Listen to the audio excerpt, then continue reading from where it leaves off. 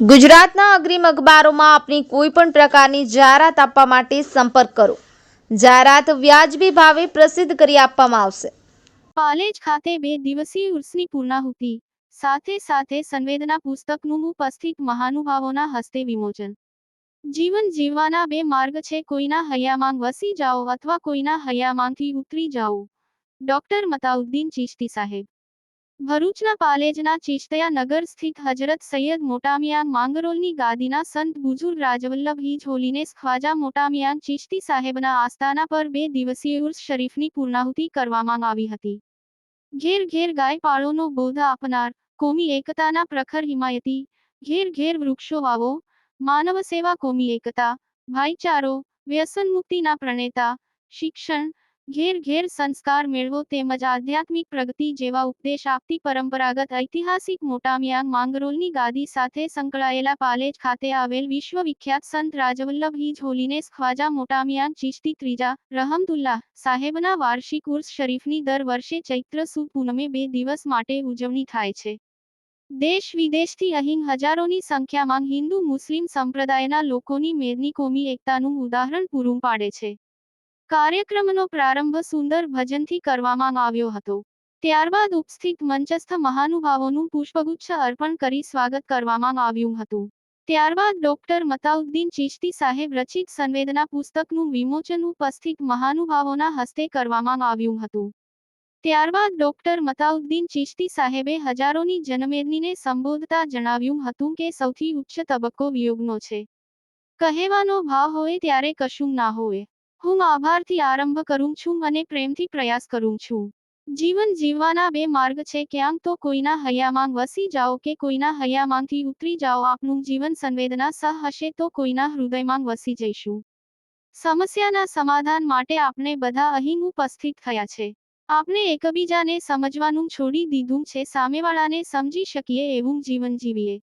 નવતર પ્રયાસ કરી બધાને જીવડાવવાનો પ્રયાસ કરીશું। સંવેદનાસહ જીવન જીવીશું તો આપણે કોઈકને મદદરૂપ બનીશું। ઉપસ્થિત મહેમાનોનો તેઓએ આભાર વ્યક્ત કર્યો હતો। આપણે સહુ ચૈત્ર સુદ પૂનમના ઉત્સવને માણીએ એમ તેઓએ વધુમાં જણાવ્યું હતું। ત્યારબાદ જમાવટ મીડિયાના સ્થાપક અને સંપાદક શ્રીમતી દેવાંશીબેન જોશીએ હાજરજનોને સંબોધતા જણાવ્યું હતું કે આજે સંવેદના ખૂટી રહી છે, એટલે જ આ સંવેદના પુસ્તકનું વિમોચન કરવામાં આવ્યું છે। મને ખૂબ સારું લાગી રહ્યું છે। બહેનોને જોઈને સંવેદના ખૂબ જીવી રહી છે। ભજન ગાતી વખતે માનવી ભગવાન સાથે જોડાઈ જાય છે। આટલી સુંદર સાંજનું સાક્ષી બનવાનું મને ખૂબ ગમ્યું છે। ત્યારબાદ સુભાષ ભટ્ટે પોતાના વક્તવ્યમાં જણાવ્યું હતું કે સિલસિલાએ નૂર એ 3 ધારા જ્યાં નમે છે એ આંગણમાં આપણે બેઠા છે। નૂર પાસે આપણે બેઠા છે। અલ્લાહના જે 99 નામો છે એને ફતાહ કહે છે। ત્યારબાદ હર્ષ બ્રહ્મભટ્ટે હાજરજનોને સંબોધતા જણાવ્યું હતું કે શબ્દમાંથી અર્થ છૂટા થાય છે, વેદના શું છે તે હવે સમજાય છે। પ્રેમથી પ્રેમનું ભાથું પીરસવાનું હોય છે, પ્રેરણા પાછળ તમારે જવાનું છે। સંવેદના પુસ્તકમાં ઘણું બધું લખાયું છે જે આપણને વાંચવાનું મન થાય છે। ઉર્સ શરીફ પ્રસંગે પાલેજ પોલીસ મથકના પોલીસ ઇન્સ્પેક્ટર કોમલબેન વ્યાસે ચુસ્ત પોલીસ બંદોબસ્ત ગોઠવ્યો હતો। પાલેજ ટાઈમ્સ, ભરૂચ। મતાઉદ્દીન ચિશ્તીના પુસ્તકના વિમોચનના કાર્યક્રમમાં પાલેજમાં આવીને એ વાતનો અહેસાસ થયો કે સંવેદનાનો સેતુ બાંધવાનો ક્યાંક પ્રયત્ન થઈ રહ્યો છે અને જ્યાં સુધી આવા સેતુઓ બંધાતા રહેશે, જ્યાં સુધી એ પ્રયત્ન થતો રહેશે માણસને માણસની સાથે જોડવાનો, એની સંવેદનાઓને જગાડવાનો અને પછી હૃદય સુધી પહોંચાડવાનો, ત્યાં સુધી મને એવું લાગે છે કે દુનિયાના તોડવાના અને તૂટવાના કોઈ પ્રયાસો સફળ નથી થવાના। આ શરૂઆત છે સુંદર સફરની અને જે ખાસા વર્ષોથી ચાલતી આવી છે। આ સફર છે પોતાની જાતને ઈશ્વર સાથે જોડવાની અને એ બધાનો અર્ક આ પુસ્તકમાં દેખાય છે અને એટલે જ કદાચ આ કાર્યક્રમ આટલો સુંદર રહ્યો છે। હાજરજનોને આપ શું સંદેશ આપશો?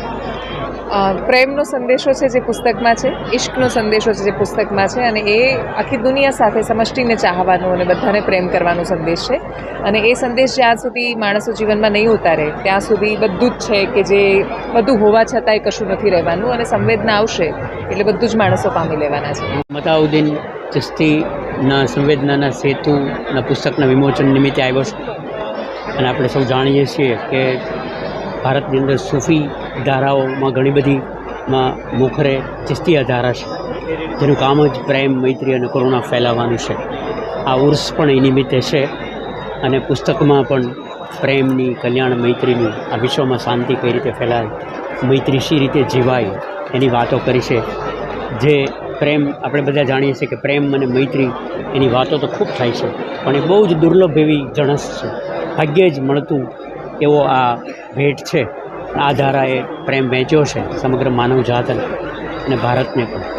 તો આ નિમિત્તે હું ડૉક્ટર મતાઉદ્દીન ચિશ્તીને અભિનંદન પણ આપું છું સંવેદનાના સેતુ પુસ્તક માટે, અને હું પ્રાર્થના પણ કરું છું કે વિશ્વભરમાં એમની આ મથામણ છે પીસ ફાઉન્ડેશન, એ પ્રેમ અને મૈત્રી સમગ્ર વિશ્વમાં ફેલાય અને સમગ્ર વિશ્વને એનો લાભ મળે. Thank you.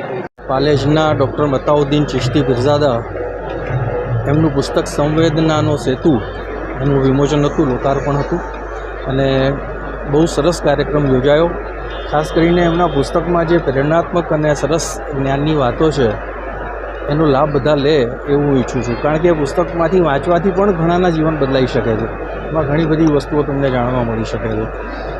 આજે અહીંયા ડૉક્ટર સુભાષ ભટ્ટ ભાવનગરથી આવ્યા છે, દેવાંશી જોશી અમદાવાદથી આવ્યા, હું અહીંયા આવ્યો, અને અમને બધાને પણ અહીંયા ખૂબ મજા પડી અને અમને પણ કેટલીય નવી વસ્તુઓ જાણવા મળી.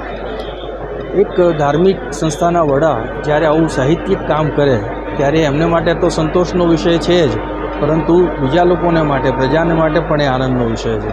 એટલે આ પુસ્તક જ્યારે બધા સુધી પહોંચે ત્યારે બધા એનો લાભ લે અને વાંચે અને એને અનુસરે.